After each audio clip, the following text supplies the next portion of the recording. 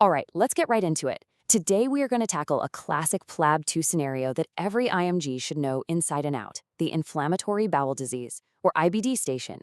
I'm going to walk you through it, step by step. We'll look at how to pick up on those crucial clues, how to piece everything together, and then how to lay out a management plan that's going to absolutely nail it and get you those top marks.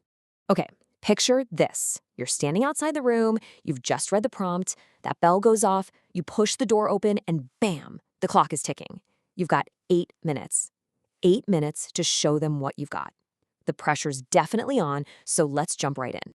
So you get in there, you introduce yourself, and this is what the patient hits you with right away. Instantly, right?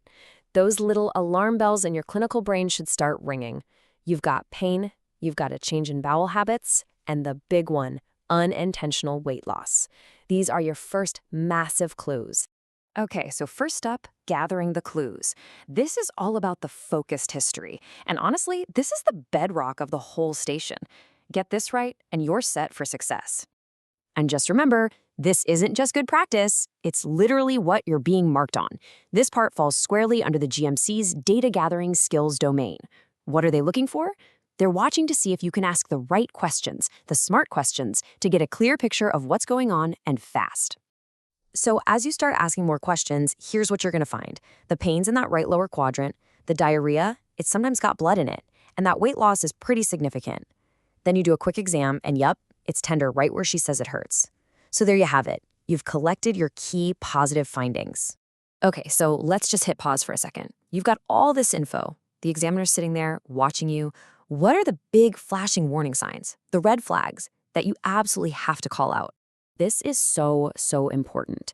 You can't just think about these red flags, you have to say them out loud. You need to actually say something like, okay, I've noticed a few things that concern me. The blood in your stool, the weight loss, and the fact that this has been happening for 6 months.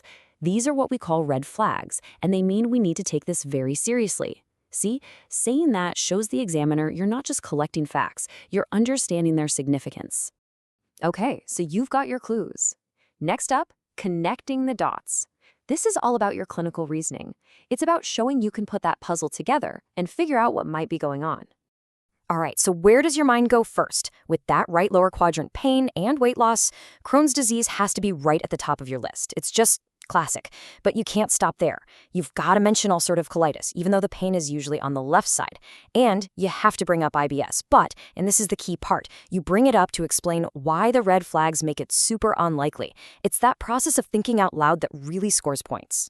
And yep, you guessed it, this all ties back to another marking domain, clinical management skills. This is them checking to see if you can take what you found and turn it into a sensible, safe plan. It's not just about naming diseases, it's about what you're going to do next. So you tell the examiner you want some initial tests, and imagine they give you these results. What do they tell us? Well, the mild anemia fits with some chronic bleeding. The CRP and ESR are up, no surprise, that tells us there's inflammation somewhere. But here's the kicker, the fecal calprotectin is high. That is a huge deal. It's a really specific marker for inflammation in the gut, which pretty much slams the door on IBS and points a giant flashing arrow right at IBD. So what's the final piece of the puzzle? You'd explain to the patient that the next step is a referral to a specialist for a colonoscopy. And these findings, this is exactly what they'd be looking for. That patchy cobblestone pattern and a biopsy that shows inflammation going through the entire wall of the bowel. That is your textbook, definitive diagnosis of Crohn's disease. Boom, case closed. But wait, don't relax just yet. You're not finished. Nailing the diagnosis is great, but now comes the next big part, creating the plan. This is about both management and communication. They're equally important. Laying out a plan like this, in clear steps, is a fantastic way to look organized and safe. Think of it like this. Step 1, put out the fire. That's your induction therapy, usually with steroids. Step 2, stop the fire from starting again. That's maintenance therapy. Step 3, clean up the damage. This is your supportive care, tackling the anemia, making sure their nutrition is good. And finally, step 4, keep watch. You have to talk about long-term monitoring, especially the regular colonoscopies. See? A really solid, safe plan. And please, whatever you do not forget about this. Your interpersonal skills. You could have the most brilliant medical plan in the world, but if you can't explain it to the patient, it's useless. They are watching how you interact from the moment you walk in. How you say things is just as critical as what you say. And this right here is the heart of it. You have to explain everything clearly, calmly, and with respect. What does that actually mean? It means dropping the medical jargon. It means showing empathy, saying things like, I know this must be a lot to take in. And it means you have to constantly check in. Ask them, does that make sense? Or, I've just said a lot. What questions do you have? This turns it from a lecture into a conversation, and that's exactly what they want to see. All right, awesome job. Let's do a quick debrief. We're going to lock in those key takeaways so you're ready for any IBD station they throw at you. Okay, these are the absolute must-knows. If you see right lower quadrant pain and diarrhea, your brain has to scream Crohn's. You have to say those red flags out loud. Weight loss, blood. Fecal calprotectin, that's your secret weapon for spotting inflammation early. Remember the 2 phases of management. Put the fire out, then keep it out. And never, ever forget to mention the long-term cancer risk. Seriously, commit these to memory.